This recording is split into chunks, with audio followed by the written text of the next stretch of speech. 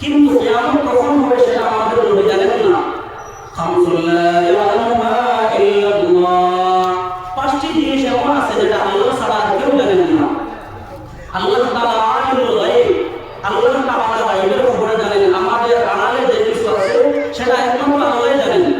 মায়ার নবী রাহমাতুল আলামিনকে আল্লাহ তাআলা যেটা খবর দিয়ে দিবে সেটা জানেন, যেটা খবর দিবেন না সেটা জানেন না। এমন পাঁচটি জিনিস আছে যেটা আল্লাহ ছাড়া আর কেউ জানেন না। এক নম্বর হলো, 4 নম্বর হলো সূরা জিলজালের সংক্ষিপ্ত তাফসীর করার চেষ্টা করব। তো এক নম্বর হলো আল্লাহ তাআলা এই সূরা জিলজালকে কেন নাযিল করলেন। হুজুর আলাইহিস সালাম যখন কিয়ামতের কথা বলতেন তখন কাফিররা বলতো ইয়াসআলু আইয়ানা ইয়াউমুল কিয়ামা। কাফিররা হুজুর আলাইহিস সালামকে প্রশ্ন করতো, আপনি কিয়ামতের কথা বলেন, তাহলে কিয়ামত কখন হবে? কিয়ামত কখন হবে এটা বলেন, আপনি কিয়ামত কিভাবে হবে সেটা বলা লাগবে। কিন্তু কিয়ামত কখন হবে সেটা আমাদের নবী জানেন না। খামসুল লা ইয়ালামুহা ইল্লাল্লাহ, পাঁচটি জিনিস এমন আছে যেটা আল্লাহ ছাড়া আর কেউ জানেন না। আল্লাহ তাআলা আলিমুল গায়ব, আল্লাহ তাআলা গায়বের খবর জানেন। আমাদের আড়ালে যে কিছু আছে সেটা একমাত্র আল্লাহই জানেন। মায়ার নবী রাহমাতুল আলামিনকে আল্লাহ তাআলা যেটা খবর দিয়ে দিবে সেটা জানেন, যেটা খবর দিবেন না সেটা জানেন না। এমন পাঁচটি জিনিস আছে যেটা আল্লাহ ছাড়া আর কেউ জানেন না। এক নম্বর হলো ইন্নাল্লাহা ইনদাহু ইলমুস সাআ, কিয়ামত কখন হবে সেটা আল্লাহ ছাড়া আর কেউ জানেন না। 2 নম্বর ওয়াইয়াজিলুল গায়স, কখন আল্লাহ তাআলা কোথায় বারিশ দিবেন, কোথায় বৃষ্টি দিবেন আল্লাহ ছাড়া আর কেউ জানেন না। 3 নম্বর হলো ওয়ায়ালামু মা ফিল আরহাম, মায়ের পেটের মধ্যে কোন সন্তান আছে, ছেলে সন্তান না মেয়ে সন্তান, প্রথমভাবে আল্লাহ ছাড়া আর কেউ জানেন না।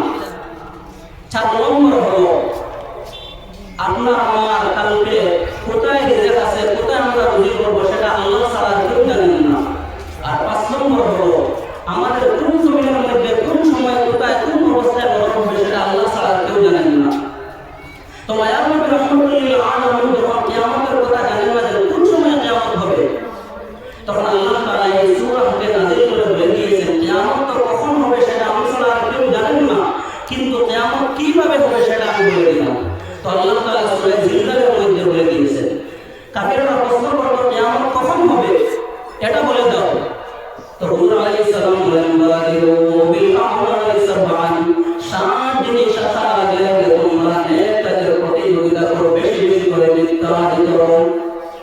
1 নম্বর আল্লাযীনা মাইয়া ফাকারুসিয়ান, এমন দরিদ্রতা আসার আগে, এমন গরিবী আসার আগে তোমরা নেক কাজের প্রতিযোগিতা করো, তোমরা বেশি বেশি করে নেক কাজ করো।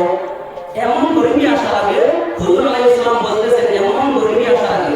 আজকে আমরা এমন হালত আছি, এমন গরিবী আমাদেরকে বেছে না যে আমরা আল্লাহ তাআলার ইবাদত করতে পারবো না। হুজুর আলাইহিস সালাম বলেন এমন গরিবী আসার আগে, এমন ফকিরি আসার আগে তোমরা ভালো কাজ করে নিও, কারণ একদিন হতে পারে এমন আসতে পারে গরিবী যে তোমার এই গরিবী আল্লাহ তাআলার ইবাদত করতে দিবে না।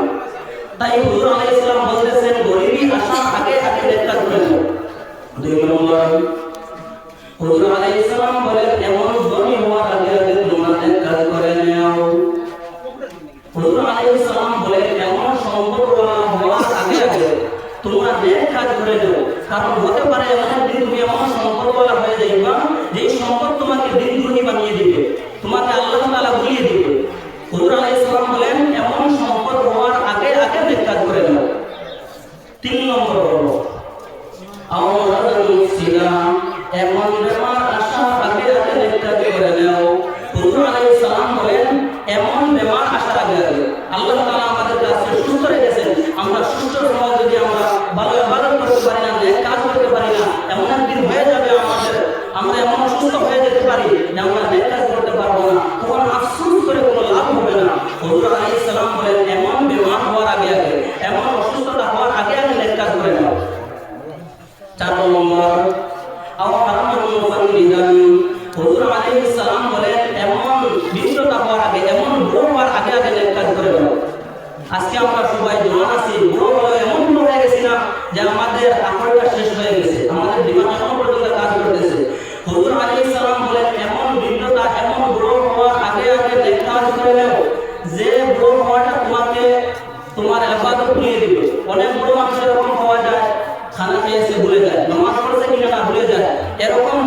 আগে আগে এমন বড় হওয়ার আগে আগে নেক কাজ করে নাও। 5 নম্বর হুজুর আলাইহিস সালাম বলেন আও মাউতান মুজিবিজান, হঠাৎ মৌত আসার আগে আগে নেক কাজের প্রতিযোগিতা করো, নেক কাজ করে নাও। হঠাৎ মৌত আসা এটা হলো কিয়ামতের একটা আলামত। হঠাৎ মানুষ মরে যায়, আমরা এমন হতে পারে হঠাৎ মৌত এসে যেতে পারে। হুজুর আলাইহিস সালাম বলেন এই হঠাৎ মৌত আসার আগে আগে তোমরা নেক কাজ করে নাও, কখন মরণ হবে এটা কেউ জানে না। 6 নম্বর হুজুর আলাইহিস সালাম বলেন আবিদ দাজ্জাল ফাশাল্লাহি মুনতাদর, দাজ্জাল আসার আগে আগে তোমরা নেক কাজ করে নাও। দুনিয়ার মধ্যে যত ফিতনা আসবে, আগামীতে যত ফিতনা আসবে ভবিষ্যতের মধ্যে, সবচেয়ে বড় ফিতনা হলো দাজ্জালের ফিতনা। হুজুর আলাইহিস সালাম বলেন এই দাজ্জাল আসার আগে আগে তোমরা নেক কাজের প্রতিযোগিতা করো, বেশি বেশি করে নেক কাজ করে নাও। 7 নম্বর হুজুর আলাইহিস সালাম ফাইনাস সাআতা আদহা ওয়া আমর, কিয়ামত আসার আগে আগে তোমরা নেক কাজের প্রতিযোগিতা করো, তোমরা নেক কাজ বেশি বেশি করে করো, কারণ কিয়ামত কোন সময় আসবে এটা কেউ বলতে পারবে না, হঠাৎ কিয়ামত এসে যাবে। আমরা জানতে পারলাম যে সূরা জিলজালকে কেন নাযিল করা হয়েছে। কাফিররা হুজুর আলাইহিস সালামকে বারবার প্রশ্ন করত কিয়ামত কখন হবে এটা বলে দাও। তখন হুজুর আলাইহিস সালাম আলিমুল গায়ব নাই, আল্লাহ তাআলা বলে দিয়েছেন কাফিরদেরকে বলে দাও যে কিয়ামত কখন আসবে সেটা আল্লাহ তাআলা কেউ জানেন না, কিন্তু কিয়ামত কেমন ভাবে হবে সেটা আমি এই সূরার মধ্যে বলে দিলাম। এই সূরার তাফসীর আমরা সময় নিয়ে করে শুনবো। এখন আমরা 2 নম্বর কথার মধ্যে আসি, এই সূরার ফজিলত, যে একবার আমরা সূরা জিলজালকে যদি তিলাওয়াত করি তাহলে এই সূরার মধ্যে আল্লাহ তাআলা আমাদেরকে কি পুরস্কার দান করবেন, কি সওয়াব দিবেন। আতারু ইলা রাসূলিল্লাহি সাল্লাল্লাহু আলাইহি ওয়াসাল্লাম, একজন আল্লাহর বান্দা সাহাবী হুজুর আলাইহিস সালামের কাছে আসলেন। আয়েশা বলেন আকিনি ইয়া রাসূলুল্লাহ, আল্লাহর রাসূল আমাকে কোরআন শিখিয়ে দাও। আয়েশা বললেন আল্লাহর রাসূল আমাকে কোরআন শিখিয়ে দাও। হুজুর আলাইহিস সালাম বললেন তুমি এমন 3টা সূরা মুখস্থ করে নাও যার প্রথমে আলিফ লাম রা আছে, অর্থাৎ এই সূরাগুলো একটু লম্বা লম্বা। ওই সাহাবী বললেন কাফির সিন্নি ওয়াশতাদ্দা কলবি ওয়া লিসানি, আল্লাহর রাসূল আমি বুড়ো হয়ে গেছি, আমার দিলটা শক্ত হয়ে গেছে, আমার জবানটা ভারী হয়ে গেছে। অর্থাৎ আমি বুড়ো হয়ে গেছি, আমার দিলটা শক্ত হয়ে গেছে, আমার জবানটা ভারী হয়ে গেছে। আল্লাহর রাসূল এই নামাজ মাসগুলো আমি ইয়াদ করতে পারবো না, মুখস্থ করতে পারবো না। হুজুর আলাইহিস সালাম বললেন তাহলে তুমি এমন 3টা সূরা শিখে নাও যার মধ্যে হামিম আছে।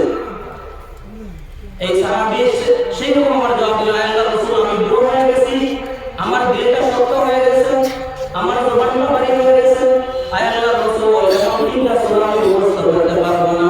হুজুর আলাইহিস সালাম বললেন তাহলে তুমি এমন 3টা সূরা পড়ে নাও যে সূরা প্রথমে মুসাব্বিহাত সাব্বাহা লিল্লাহি সাব্বাহা লিল্লাহি বলে যে সূরা আছে, এই 3টা সূরা মুখস্থ করে নাও।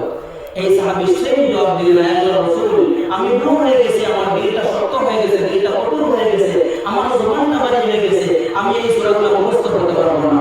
এরপরে ওই সাহাবী বললেন আকিনি ইয়া রাসূলুল্লাহ সূরাতান জামিআতান, আল্লাহর রাসূল আমাকে এমন একটা জামিআ সূরা শিখিয়ে দেন, অর্থাৎ এমন একটা সূরা শিখিয়ে দেন যেটা সূরা তো ছোট হবে কিন্তু তার মানা তার অর্থ অনেক বেশি হবে। তখন হুজুর আলাইহিস সালাম এই সাহাবীকে সূরা জিলজাল শিখিয়ে দিলেন, সূরা জিলজাল শিখিয়ে দিলেন। এটা হলো এই সূরাকে সূরা জামিয়া বলা হয়। আপনারা খেয়াল করে সূরা জিলজালের আখেরি 2 আয়াতের মধ্যে আছে ফামান ইয়ামাল মিসকালা যাররাতিন খায়রান ইয়ারা ওয়া মান ইয়ামাল মিসকালা যাররাতিন শাররান ইয়ারা, যে আমরা ফামান ইয়ামাল মিসকালা যাররাতিন খায়রান ইয়ারা এই দুনিয়ার মধ্যে যদি আমরা সামান্য থেকে যদি সামান্য নেকি করি তাহলে এই নেকিগুলো কি আমরা আখিরাতের মধ্যে পাবো, আর যদি সামান্য থেকে যদি সামান্য আমরা গুনাহ করি তাহলে এটাও আমরা আখিরাতের মধ্যে নিয়ে পাবো। এখন বলেন তো নেকি কোথায় করা হয়? দুনিয়াতে, তার সওয়াব পাবো কোথায়? আখিরাতে। বললাম কেউ যদি গুনাহ করে, গুনাহ তো দুনিয়ার মধ্যেই করবে, কিন্তু পাবে কোথায়? আখিরাতে। মানে এই সূরার মধ্যে দুনিয়া ও আখিরাতের সব কিছু ঢুকে গেছে। সূরা যদিও পাঠ্য হতে পারে, ছোট হতে পারে, কিন্তু তার মধ্যে দুনিয়া ও আখিরাত এসে গেছে। মানে কম কথায় অনেক অর্থ বুঝিয়ে দেওয়া হয়েছে।